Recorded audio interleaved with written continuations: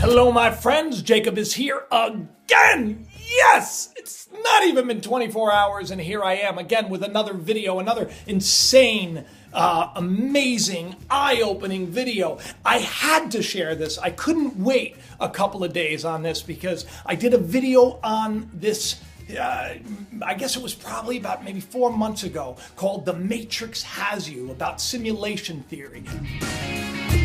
I want you all to check it out. I'm going to have the link in the description, and it'll go into a lot more detail because I want to keep this one close. But the bottom line is today we have almost without a shadow of a doubt proof that we're living in a hologram.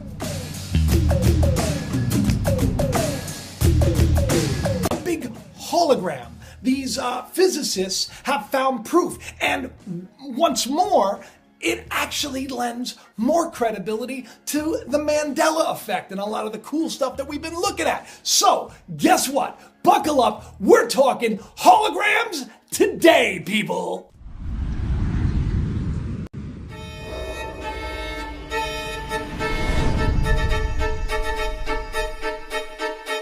All right, so imagine everything that you see, touch, taste, smell, everything that you experience, right? In the 3D world is actually just a linear line of information that starts from the beginning to the end, like a computer program. That's what some big brain people over the University of Southampton in the UK, as well as other big brain people at other universities, have come to understand. They say the study by Costas Skinderis explains in the statement that the idea is similar to that of ordinary holograms, where a three-dimensional image is encoded in a two-dimensional surface, such as the hologram you find on like a credit card, or like even those new dollar bills. However, this time, the entire universe is encoded.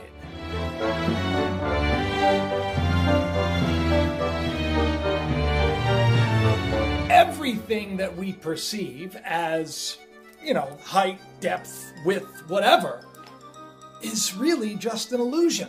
It's not real at all.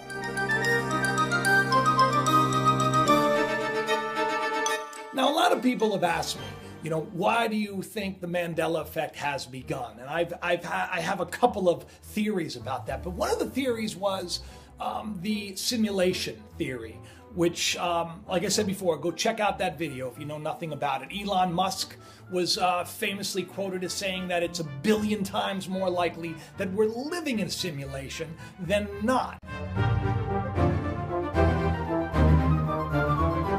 And a simulation would explain this Mandela effect. It would explain how things that we remember one way have historically changed, like there's a glitch in the Matrix, because that possibly is what has gone down. You remember one thing a certain way, but yet the coding, this linear coding, somehow has changed. Now, the best part about that is possibly it could be changed from the inside, from us collectively putting our energy into it. That's another theory.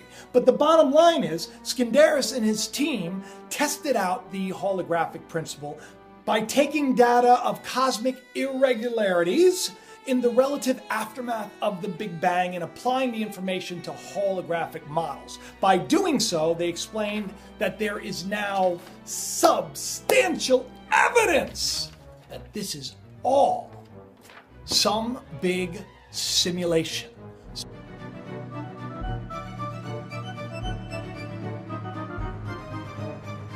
Some big hologram, if you will.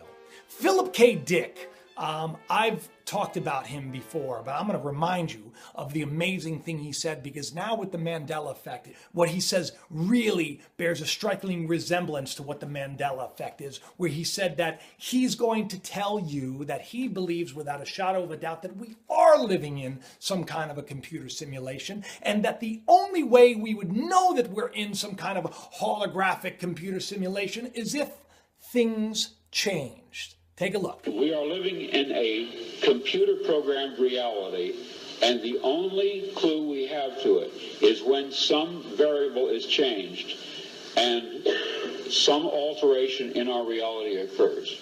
We would have the overwhelming impression that we were reliving the present, déjà vu, perhaps in precisely the same way, hearing the same words, saying the same words. I submit that these impressions are valid and significant. And I will even say this: such an impression is a clue that at some past time point, a variable was changed, reprogrammed as it were, and that because of this, an alternative world branched off. Now, they thought that he was crazy for doing so. Family members of mine and friends of mine think I'm crazy for doing videos on this. And yet, now the facts are lining up with, what we've been saying for a long time. None of this is legitimately real. It's more like an illusion, which is a wonderful thing because that gives us such hope for our future. Because if this is a simulation per se, and we are like the spirits that are somehow in these avatar bodies walking around in this holographic universe, then that means that, the sky's the limit for what we can accomplish.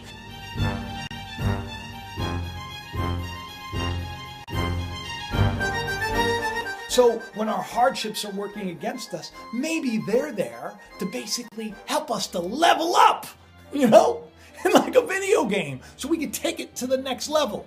And I know every one of you watching today, you're the kind of people that want to take it to the next level. You're the kind of people that aren't sitting back on the way things used to be. You're the kind of people that are now going to live for more, a life of faith.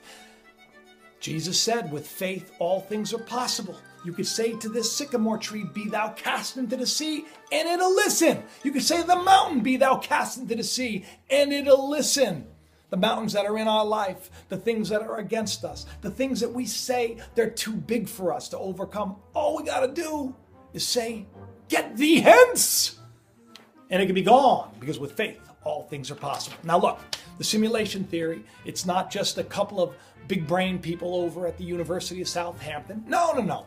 The Medal of Science winner himself, the brilliant James Gates. He's the physicist that is the quantum theory man. He's all about quantum principles and quantum mechanics, and he's kind of known as the leader in this field. Well, guess what? When he was looking at the equations that describe the universe as it is, as a whole, what he found was computer code. But not just any computer code like that of a browser.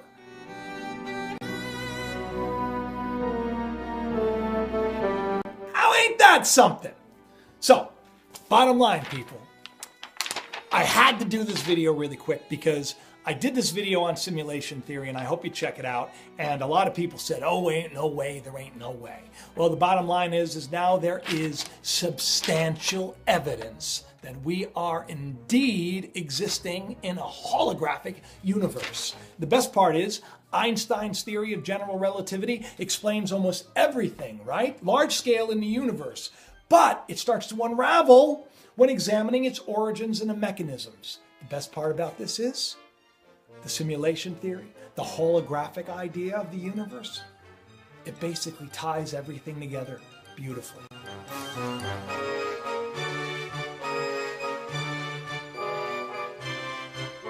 It's all connected, people. Anyway, I hope you have the best day ever. I hope you enjoyed this little update. I was really excited to see it because I've been feeling like, all of this stuff that's happening around us, even this story that's playing out in the political arena and around the world, it's all like a big game, right? So stop taking a back seat, jump in, play the game, and enjoy it. And let's collectively create a better world for us all, right? After all, we can affect the whole if we just focus on ourselves. I love you all. And I will see you next week on Wednesday. Talk to you soon. Mwah.